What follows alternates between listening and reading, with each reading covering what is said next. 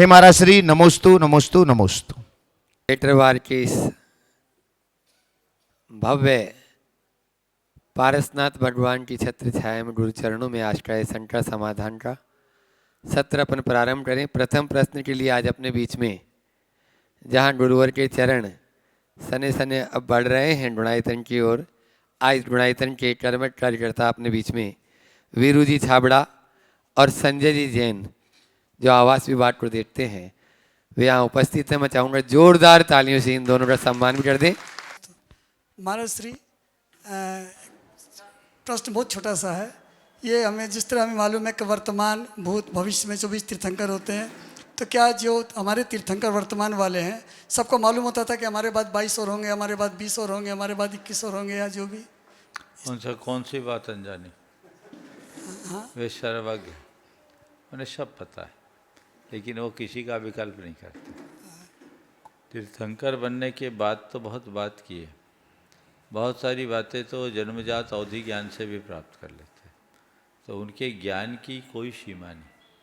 वे दिव्य ज्ञानी होते हैं और वे उसके साथ साथ आत्मज्ञानी भी होते हैं, इसलिए जानने के उपरांत भी विकल्प मुक्त होते हैं। एक बात और महाराज श्री, जैसे A to Z और A से लेके ज्ञ तक सारे हमारे जितने पाठ्यक्रम हैं, चाहे धार्मिक हो चाहे ये सब इस तरह होते हैं कि उसी से सब बनता है सब पाठ्यक्रम। तो क्या पहले ये व्यवस्था थी, जैसे हमारे प्रथम तीर्थंकर आदिनाथ भगवान चले गए कैलाश पर्वत से मोक्ष, फिर अजितनाथ भगवान और लास्ट में महावीर भगवान भी वहाँ ही और पार्श्वनाथ भगवान, तो A to Z माना जाए। आजकल लोग व्यवस्था बना लिए कि A to Z कर लो, हो गया सब काम। हाँ, भाई ये तो हमारा शॉर्टकट है। दोनों अगल बगल हैं। हाँ, शॉर्टकट है, जैसा बना लो वैसा बना लो। अब तो भावों का खेल है। धर्म क्षेत्र में हमें एक एक की वंदना करने का प्रयास करना चाहिए, उसका अनंत लाभ। नमस्ते महाराज। संजय जी जैन गुणायतन गुरु चरणों में प्रश्न नमोस्तु करें महाराज जी, नमोस्तु। और तैयारी आबा जैन पेटरवार। बुढ़ापा और बचपन एक जैसा होता है, तो इस बीच के सफ़र को कैसे जिया जाए?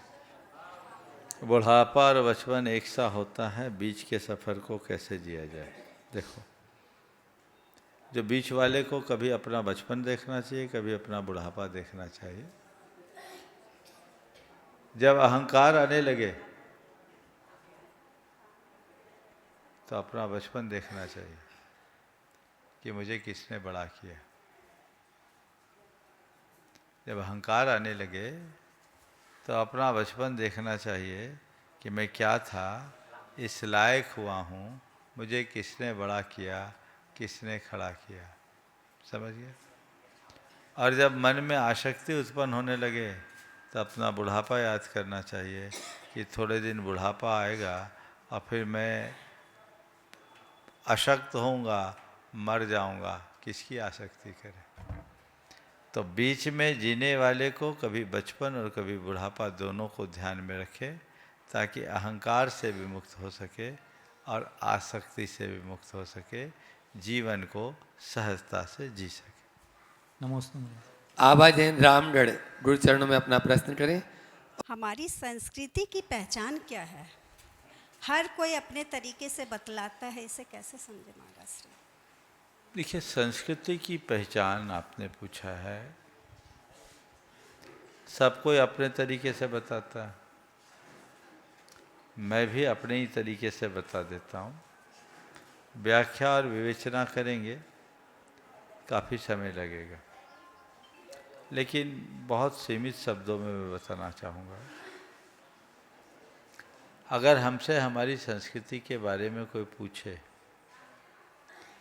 तो मैं कहूँगा, भूख लगने पर भोजन करना प्रकृति है, बिना भूख के भोजन करना विकृति है, दूसरों की रोटी छीन कर खाना दुष्कृति है, और औरों को खिलाकर खाना हमारी संस्कृति है। संस्कृति की एक व्याख्या ऐसा भी कर सकते हैं। दरअसल संस्कृति शब्द संस्कृत के क्री धातु पर संस प्रत्यय लग करके बना है।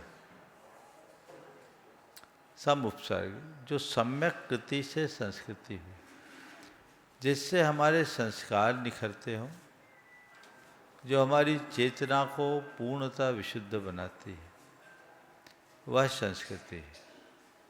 अर्थात पत्थर को भगवान बना देना हमारी संस्कृति है।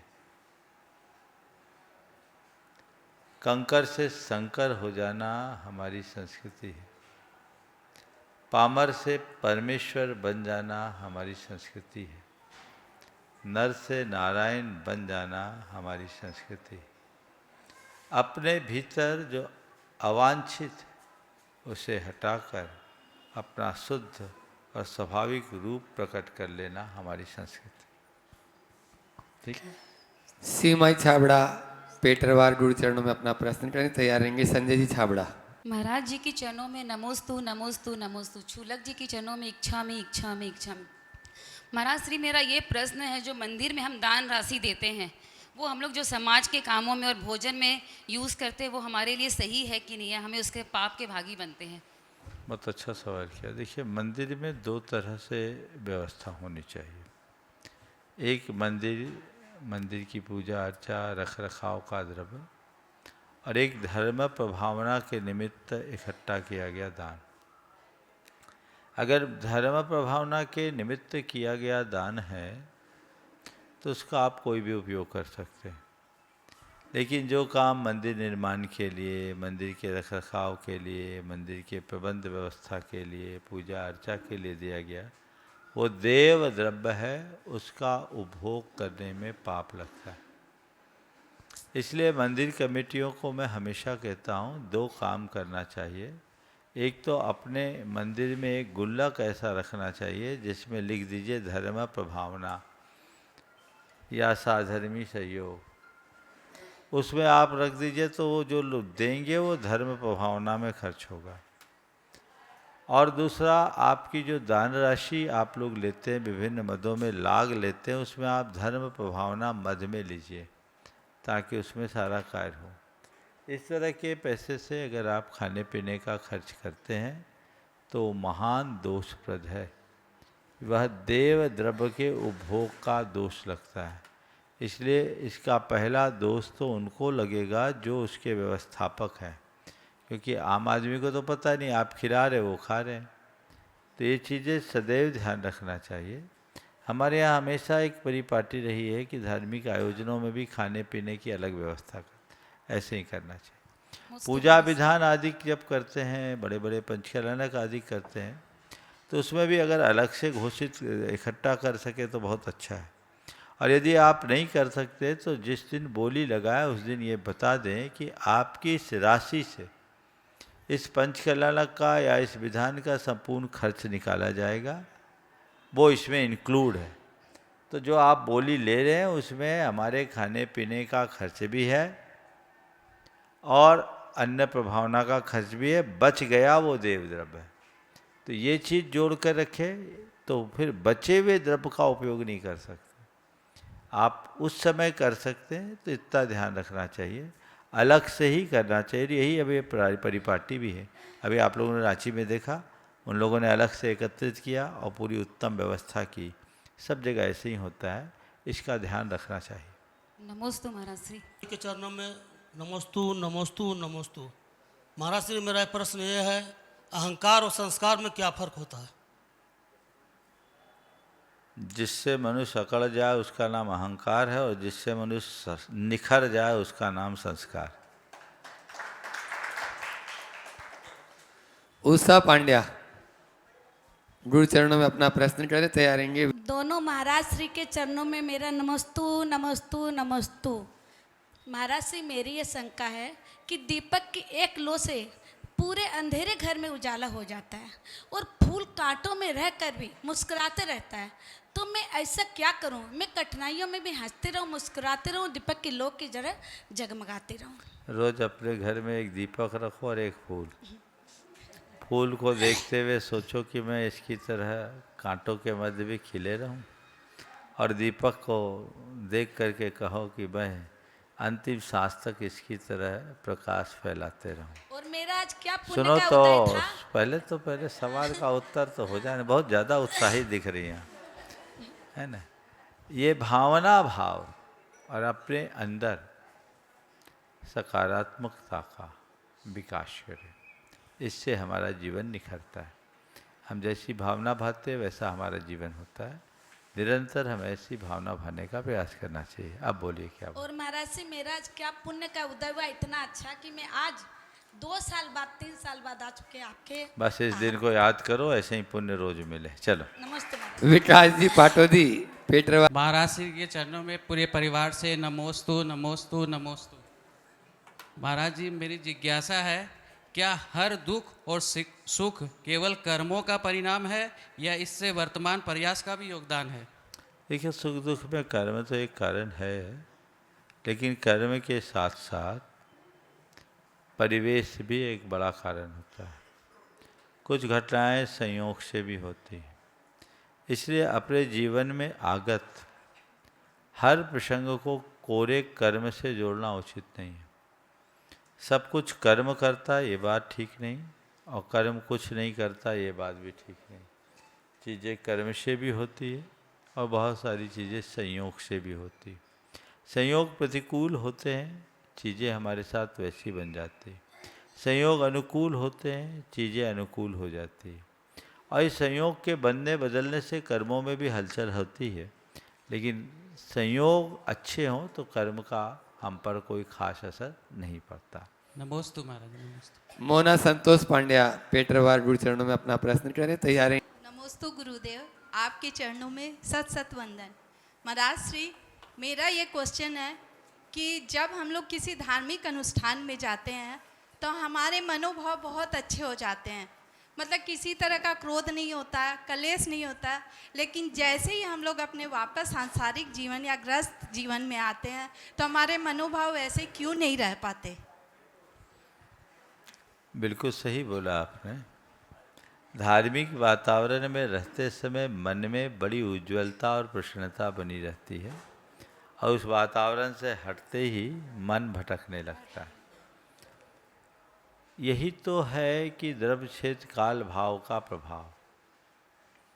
इसलिए हमें चाहिए कि हम अच्छे आलंबनों को अपनाएं और बुरे आलंबनों से यथा प्रसंग बचें। हम जितना अच्छे आलंबनों को अपनाएंगे हमारा जीवन उतना अच्छा होगा। इसलिए हर कोशिश हमें धार्मिक प्रसंगों को अपनाने का प्रयास करना चाहिए। एक कहावत है, जैसी संगत वैसी रंगत। तो ये संगत का असर तो होगा ही ना। इसलिए हम जब धार्मिक प्रसंगों में रहे, स्वाभाविक है दिन भर हम धार्मिक प्रसंगों में नहीं रह सकते, लेकिन धार्मिक प्रसंगों को अपने हृदय में धार तो सकते हैं। यदि उनको हम अंतरंग से जुड़ करके करेंगे तो जो बातें हमने धार्मिक प्रसंगों में सीखा है वो बातें हम अपने जीवन में उतार पाएँ। नमोस्तु गुरुदेव। विक्रम जी पांड्या पेटरवार गुरु चरणों में अपना प्रश्न कर रहे हैं और तैयार रहेंगे। महाराज जी के हीरा बढ़ जाते हैं हजारीबाग। महाराज जी के चरणों में मेरा और मेरे परिवार का नमोस्तु नमोस्तु नमोस्तु। महाराज साहब, आज भी मेरी 2 जिज्ञासा हैं, और मेरी नहीं, मेरे बेटे की जिज्ञासा है। पहला, महाराज साहब, आपके जैसे याददाश्त और तेज दिमाग पाने के लिए एक स्टूडेंट को क्या करना चाहिए? एक स्टूडेंट की दैनिक दिनचर्या क्या होनी चाहिए? देखिए, याददाश्त और अपने बौद्धिक क्षमता को विकसित करने के लिए ज़्यादा कुछ नहीं करना है। पहला काम तो ये करना है कि इधर उधर की बातों में दिमाग लगाने से बचना है। जब डिस्ट्रैक्ट होंगे आप, आपका दिमाग इधर उधर लगेगा तो काम की बातें याद कहाँ से होगी। तो जो काम की चीज़ें उसी में अपना दिमाग लगाएं तो चीज़ें ठीक तरीके से काम करती है, चीज़ें याद भी रहती है और दिमाग तेज़ी से चलता है। डिस्ट्रैक्शन से बचे। दूसरी बात, ओंकार की गहरी नाद करें। गहरी सांस ले, छाती में सांस भरे और आंखें बंद करें।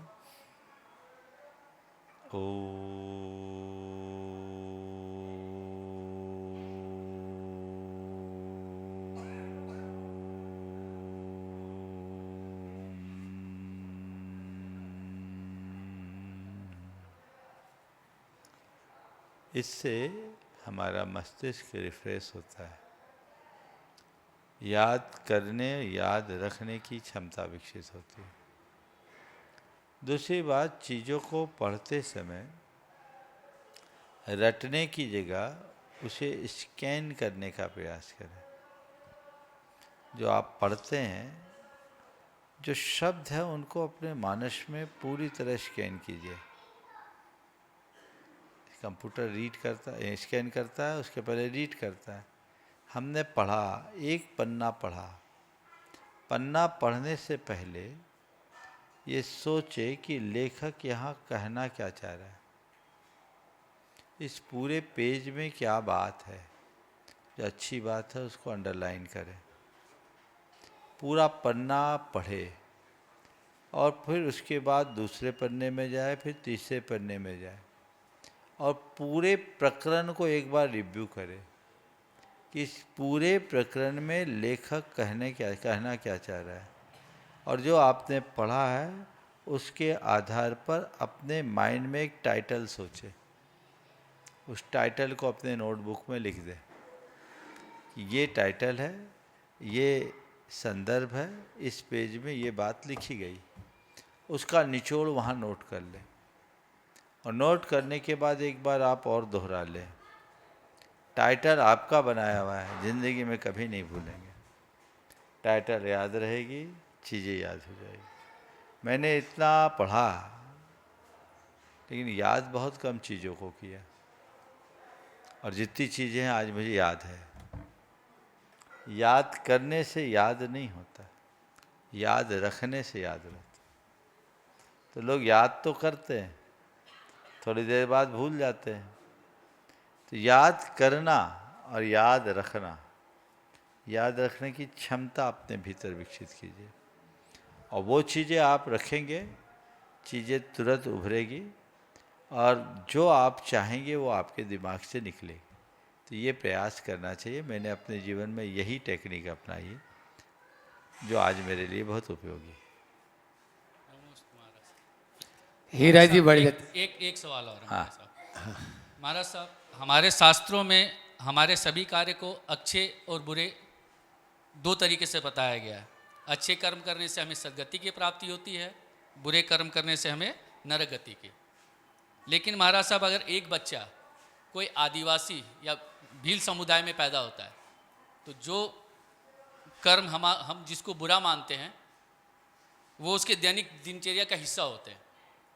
तो उस परिस्थिति में उसके कर्म का निर्धारण कैसे होता है महाराज साहब? देखिए, द्रव्यक्षेत्र काल भाव के अनुसार कर्म अपना फल देता है।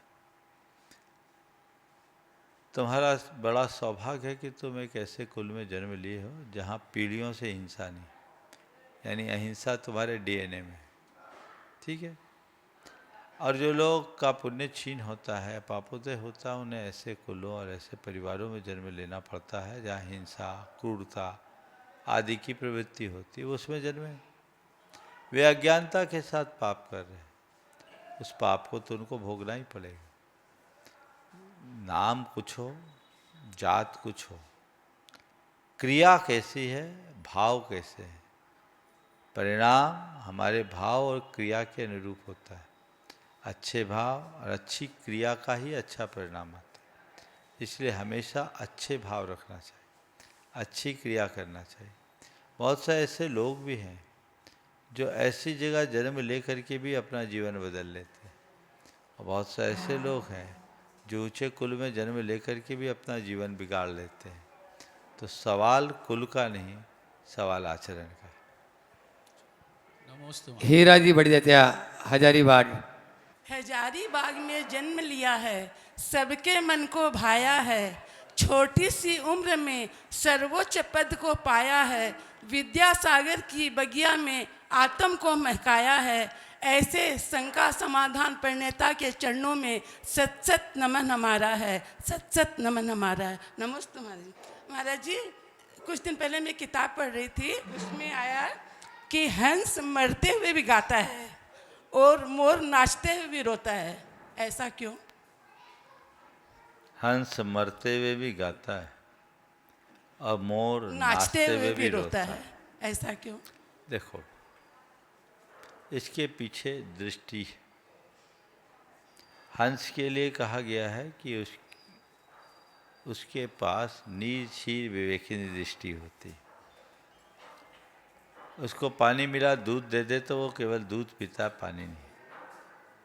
उसके चोंच में कुछ ऐसा रसायन होता है जिससे दूध आ जाता है, पानी हट जाता है। ज्ञानियों ने हंस को विवेक का प्रतीक बताया।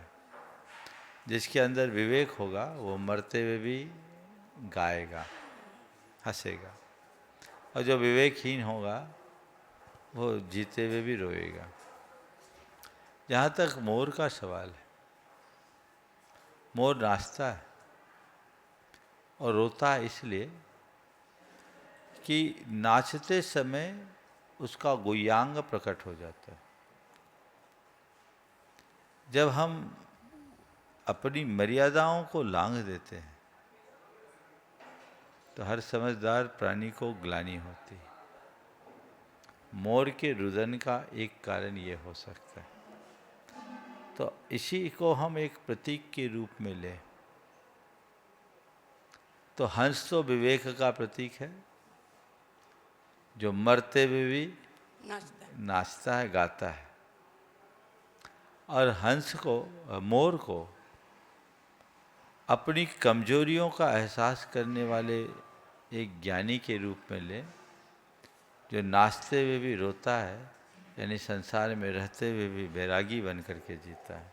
यदि ये दृष्टिकोण हम अपना लें तो ये दोनों प्राणी हमारे लिए सबल प्रेरणा दे पाए। बहुत सुंदर, बहुत सुंदर। नमस्ते महाराज जी, नमस्ते। अभिषेक जी जैन पेटरवार गुरु चरणों में अपना प्रश्न करें। दोनों महाराज श्री के चरणों में मेरे परिवार की तरफ से नमोस्तु नमोस्तु नमोस्तु, और छुलक जी के चरणों में इच्छामि इच्छामि इच्छामि, और सभी को जय जिनेन्द्र। महाराज श्री, मेरा एक सवाल है और एक आग्रह भी है। सवाल ये है कि दुआ और बद्दुआ ऐसी कुछ होती है या मन का भ्रम है? और दूसरा, और आग्रह ये है, अभी सभी बच्चों का एग्ज़ाम हुआ है, आप अपने मुख से कुछ बातें बताइए, क्या करना चाहिए वो लोगों को और क्या नहीं करना चाहिए, ये आपसे आग्रह है। देखिए, दुआ और बद्दुआ का जहाँ तक सवाल है, मानो तो होता है, नहीं मानो तो कुछ नहीं। हम लोग आशीर्वाद देते हैं, ये आप लोग कहते हैं। सच्चाई ये है कि आशीर्वाद आप लोग लेते हैं, हम लोग तो देने में निमित्त हैं। कोई कितना ही बड़ा आशीर्वाद दे तुम पर, उसका असर तभी होगा जब तुम उसे अंदर से स्वीकार करो। इसी प्रकार कोई तुम्हें कितना भी बद्दुआ दे तुम पर, वह तभी लागू होगा जब तुम उसे मन से स्वीकार करो। तो कोई तुम्हें बोल रहा है, बोलने दो, तो कोई तुम्हें कोस रहा है, कोसने दो, हमें उससे अप्रभावित रहना है, तो चीज़ें ठीक हो जाएगी। और ऐसे अगर दुआ और बद्दुआ से ही सब कुछ हो जाए तो हम लोग तो सबको दुआ दे दे, सबका उद्धार हो जाए। और बद्दुआ से हो जाए तो फिर इतने सब कुछ करने की ज़रूरत क्या है? दो चार को बद्दुआ दे दें तो पूरे विश्व का युद्ध खत्म हो जाए। ऐसा संभव है क्या? ऐसा कुछ नहीं, समझिए। अब यहाँ तक बच्चों की परीक्षा समाप्त हुई, अब उन्हें क्या करना चाहिए? इस संदर्भ में दो तरह के बच्चे हैं। एक वो जो 10th से पहले वाले बच्चे हैं, उन्हें छुट्टियों के दिनों में अपनी अन्य गतिविधियों के साथ साथ धार्मिक शास्त्रों के अध्ययन और धार्मिक क्रियाकलापों से जुड़ना चाहिए, क्योंकि साल भर वो बहुत व्यस्त होते हैं। अगर इन छुट्टी के दिनों में बच्चे थोड़े धार्मिक एक्टिविटीज से जुड़ जाए तो वो संस्कार उनके जीवन भर काम में आएंगे।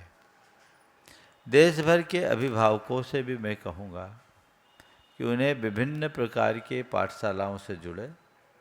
प्रामाणिक पाठशाला बहुत अच्छे तरीके से में काम करता है, उसके अनेक क्रैश कोर्स वगैरह भी चलते हैं।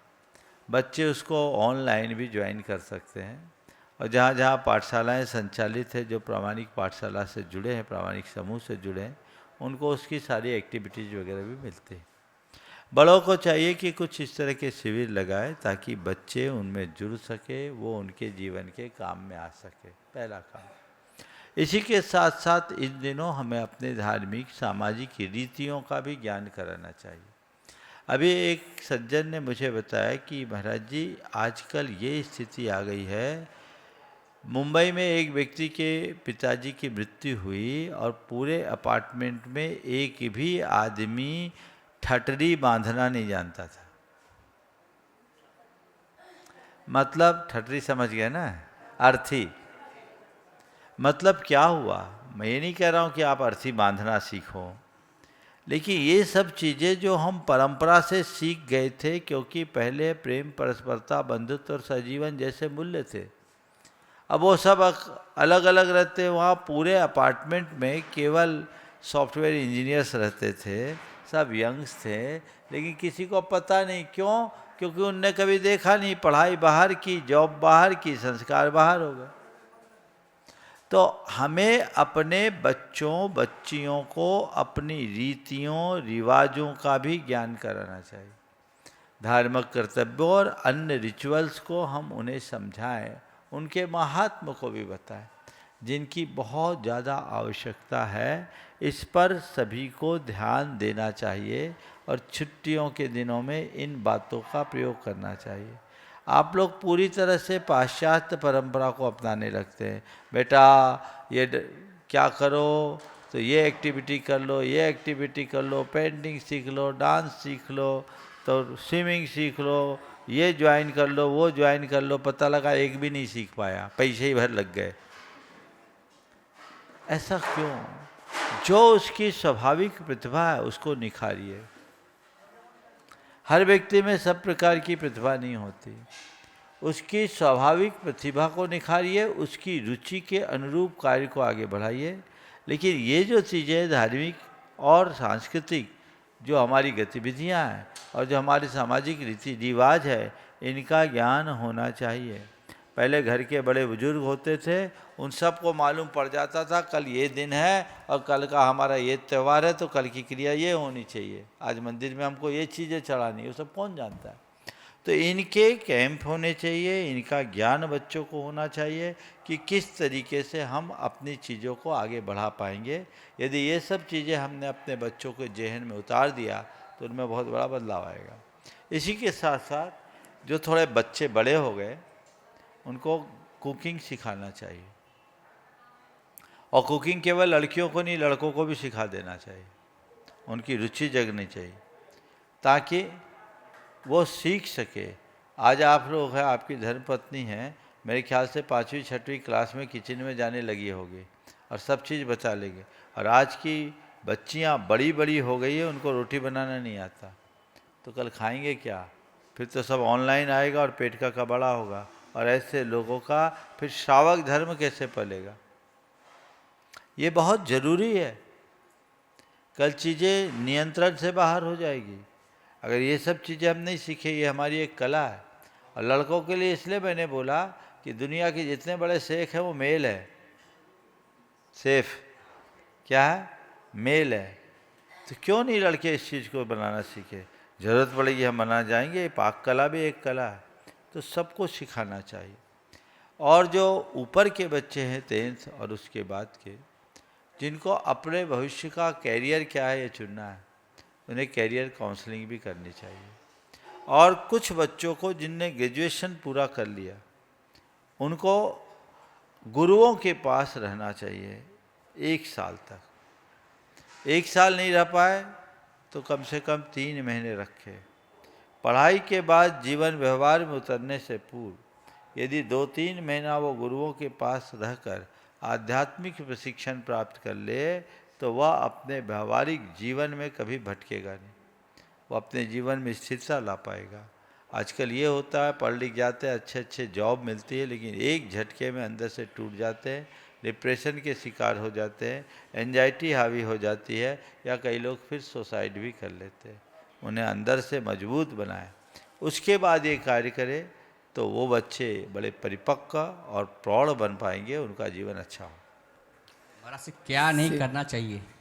इतना बता दिया, क्या नहीं करना उसको कल के लिए छोड़ो। सीमा पांड्या पेटरवार। अब क्या नहीं करना चाहिए तो मैं यही बोलूँगा कि 25 प्रकार के कोर्सेज को थोपने से बचना चाहिए। इन सब क्रियाओं के साथ साथ उनकी खुशियों को ध्यान में रखते हुए उनके मनोरंजन, उनके घूमने फिरने की बातों पर भी ध्यान रखना चाहिए। बच्चों पर ज़रूरत से ज़्यादा नियंत्रण नहीं लादना चाहिए। बच्चों की प्रतिभा को उभारने का अवसर देना चाहिए। और बहुत सुंदर, अपने इच्छा से त्याग है ना, वो ही जगाना चाहिए। बहुत बहुत अच्छी। सीमा जी पांड्या। मेरे और मेरे पूरे परिवार की तरफ से बारंबार नमोस्तु नमोस्तु नमोस्तु। महाराज श्री शमेश शिखर सिद्ध क्षेत्र से 20 तीर्थंकर असंख्यात मुनि मोक्ष पधारे। हम लगता है हमारा बहुत बड़ा पुण्योदय है जो हम इस धरा पर हैं। कहीं ना कहीं हमारी पेटरवार नगरी शमेश शिखर का ही कोई कण है और हमें निरंतर साधु संतों का लाभ आवागमन मिलता ही रहता है। तो ये हमारे कौन से कर्मों का पुण्योदय है? तो साधु संतों का लाभ तो मिल रहा है लेकिन हम उनका लाभ सही ढंग से उठा नहीं पा रहे हैं। तो हमें उनका लाभ पूर्ण रूप से उठाने के लिए क्या करना पड़ेगा? आप सबका पुण्योदय है कि ऐसी जगह बसे हो कि बिना बुलाए साधु आ जाते हैं। हाँ, ये बात तो है। तो ये लेकिन हमारा कौन से आपका कर्मों का इतना पुण्योदय? प्रमाद है कि उनका पूरा लाभ नहीं ले पाते। जब चीज़ें सुलभ हो जाती है ना तो कहते हैं ठीक है, उनसे पूछो जिनके यहाँ साधुओं का समागम नहीं होता। तो हमें इनकी दुर्लभता को समझना चाहिए, उत्साह को जगाना चाहिए। और ये जब कभी भी ऐसे अवसर मिले तो इन्हें अलभ लाभ मानकर स्वीकारना चाहिए। अपने आलस्य को छोड़े, अपने प्रमाद को छोड़े। ऐसे मौके साल में 10-5 बार ही आते हैं। इन मौक़ों का भरपूर उपयोग करना चाहिए। चंद्रेश जी सागर गुरु चरणों में अपना प्रश्न करें। नमोस्तु महाराज जी। पेटरवार। महाराज जी, हमारा प्रश्न भय के संबंध में है। भय के संबंध में कबीरदास जी ने कहा है कि भय से भक्ति सब करें, भय से भक्ति सब करें, भक्ति भय से पूजा हो, भय है पारस मणि, निडर ना हो कोई। आप भी बोलते हैं अपने प्रवचनों के पापों से भयभीत रहना, पाप भीरुता होना चाहिए। उसमें उनने उसको पारसमणि का उदाहरण दिया है कि भय पारसमणि है। देखिए, भय दो तरह का, एक सकारात्मक भय, एक नकारात्मक भय। पाप और बुरे कार्यों के प्रति होने वाले मानसिक संकोच को सकारात्मक भय कहते हैं, जिससे व्यक्ति को अपने आत्महित के विरुद्ध कृत्य करने से संकोच होता है, रुकता है। और अपनी इस बाहरी छवि को प्रभावित होने के ख्याल से जिसके मन में डर पैदा होता है, वह नकारात्मक भय है। कहीं मैं मर न जाऊं, कहीं मेरी छवि खराब न हो जाए, कहीं मेरा नुकसान न हो जाए, कहीं मेरे प्रिय का वियोग न हो जाए, कहीं कुछ गलत न घट जाए। ये सोच नकारात्मक भय है। इस भय से बचिए और मुझसे कुछ गलती ना हो, ये जागरूकता उत्पन्न करे। एक भय है जो व्याकुल करता है और एक भय है जो सतर्क बनाता है। जो भय व्याकुल बनाता है वो नकारात्मक है और जो भय सतर्क करता है वो सकारात्मक है। हम सो रहे हैं तो हम सतर्क होकर के सोए कि चोर लुटेरे आकर के कुछ गड़बड़ ना करे, दरवाजे खिड़की बंद करे व्यवस्थित। ये सकारात्मक भय है जो आपको सतर्क कर रहा है। और आप सो रहे हैं बिस्तर पर और मन में बार बार खटका आ रहा है, कहीं चोर ना आ जाए, कहीं चोर ना आ जाए, कहीं चोर ना आ जाए, और चूहा भी कूदे तो मन में खटका आ जाए। ये नकारात्मक भय। सकारात्मक भय हमें सतर्कता के साथ निश्चिंतता देता है और नकारात्मक भय हमें व्याकुलता के साथ उद्विग्न बनाता है। तो हम हमेशा सकारात्मक भय को अपनाएं, नकारात्मक भयों से बचें। कंचन देवी पनकंजी जैन पेटरवार। महाराज श्री मम्मी का प्रश्न ये है कि मम्मी बोलती है पहले मुझे धर्मों में मन लगता था, धर्म करने में, पूजा पाठ करने में, पर अब मेरा मन भटक रहा है। तो ये मेरे पाप कर्म का उदय है कि मुझे इसका बदलाव करने के लिए क्या करना चाहिए? देखिए, पाप का उदय तो है, कह सकते हैं, प्रमाद का भी उदय है। अब ऐसा लगता है कि थोड़ी मोह माया बढ़ गई। जिस समय मोह माया सलटना चाहिए उस समय मोह माया बढ़ जाती। अब तो आपके हृदय में वैराग्य का भाव जगना चाहिए। आयु के इस पड़ाव में अब एक ही मन में संकल्प लो कि घर गृहस्थी का जो दायित्व था हमने अच्छे से निभा लिया, अब मुझे अपने आत्मा के कल्याण के लिए प्रयास करना है। और संकल्प के साथ जुड़ोगे तो मन लगेगा, अन्यथा नहीं लगे। या मन नहीं लग रहा। अब संकल्प लो कि हमें करना, मन लगे चाहे नहीं लगे, तब होगा। हाँ दो। हाँ, जीतू जी कोलकाता गुरु चरणों में अपना प्रश्न कर रहे हैं और आप लोग जोरदार तालियों से इन सभी लोगों का उत्साहवर्धन कर दें जो निरंतर बिहार में अपना सहयोग कर रहे हैं। और उसके बाद में तैयार रहेंगे अजय जी पाटोदी पेटरवार। नमोस्तु गुरुदेव, नमोस्तु नमोस्तु नमोस्तु। गुरुदेव, पारसनाथ भगवान की एक स्तुति है, उसमें कहा गया है जो मन से पूजा करते हैं पूजा उनको फल देती है। प्रभु पूजा भक्त पुजारी के सारे संकट हर लेती है। जो पद तुमने अपनाया है जो सीधा सिप को जाता है, जो इस पद का अनुयायी है वो परम उच्च पद पाता है। ये क्या शराबों के लिए कहा गया है कि भगवान के लिए कहा गया है? जो अपनाएगा वो सीधा मोक्ष पद पाएगा, चाहे श्रावक हो चाहे मुनि हो। समझ गए? चलिए। मोस्तु गुरुदेव। चंद्रकला जी पाटनी पहले नाम अजय जी पाटोदी। दोनों महाराज जी के चरणों में नमोस्तु नमोस्तु नमोस्तु। महाराज श्री, मेरे मन में जिज्ञासा है कि अपने कुंडलपुर वाले बाबा भगवान आदिनाथ भगवान को, उनको बड़े बाबा के नाम से हम लोग पुकारते हैं और वहाँ आचार्य श्री को हम लोग छोटे वाले बाबा को बोलते हैं। ऐसा क्यों महाराज श्री? है जो है, बड़े बाबा बड़े हैं इसलिए बड़े बाबा, और उनके चरणों में जो बाबा आ गए वो छोटे बाबा। ये श्रद्धा की अभिव्यक्ति है, इसमें तर्क नहीं। समझ गए? एक क्वेश्चन और है महाराज श्री। हाँ एक गुणायतन के सामने जो आपने थिएटर बना रखा है उसका नाम चर्चा तो हमने बहुत सुना, आपके मुख से भी एक बार हमने सुना था जब अयोध्या से वो रवि किशन जी आए थे तो आपने उनको बताया था कि ये एक ऐसा चीज़ बन रहा है जो 16 मिनट का। अभी थोड़े दिन पहुँचने तो सब पता लग जाएगा। चलो। चंद्रकला जी पाटनी रांची। तरफ से जगत के सब्जियों की तरफ से मुनिराजों के चरणों में नमोस्तु, छुल्लक जी महाराज के चरणों में इच्छा में। महाराज श्री, अगर हमारी कोई बात बिगड़ती तो सुधर भी सकती है और कोई काम बिगड़ता तो सही भी हो सकता है, लेकिन अगर किसी की सोच ही बिगड़ जाए तो उसका क्या इलाज हो सकता है? बात बिगड़े सुधर जाए, काम बिगड़े सुधर जाए, सोच बिगड़े तो क्या करे? सोच को बदलो। बिगड़ी हुई सोच को भी बदली जा सकती है। सोच अगर हम बना लें, देखिए एक उदाहरण है ना, एक मुनि महाराज जो 7वें नरक में जाने के योग्य होने वाले थे, राजा सैनिक जा रहा था। मैंने कई बार ये कहानी सुना है, कहानी सुनाने का अवसर नहीं है, लेकिन उस समय बहुत क्रोधाविष्ट थे। भगवान के पास सैनिक ने पूछा कि भगवान मुनि महाराज इतने गुस्से में क्यों दिखे? बोले राजन, जिस समय तुम गया उस समय उनके मन में बड़े रौद्र ध्यान थे, क्योंकि उनके मन में उनके राज्य के खोने का मोह पैदा हो गया था, और अगर ऐसे ही टिके रहे तो 7वें नरक के योग्य हो जाएंगे। सोच बिगड़ गई थी। लेकिन जब लौटा उनको तुरंत देखा तो मुनि महाराज को तो केवल ज्ञान हो गया। सैनिक ने पता किया तो बात ये हुई कि जैसे उनको गुस्सा आया, वे क्रोध में अपनी कटार निकाल रहे थे और सामने वाले को मारने पर उतारू थे। लेकिन उसी समय उन्हें ख्याल आया, मैं तो मुनि हूँ, कहाँ का मैं राजा, कहाँ का ये राज्य, कौन राजकुमार कौन रानी। मैं बहुत साल में कहानी सुना रहा हूँ, मैंने पहले अनेक बार सुना है।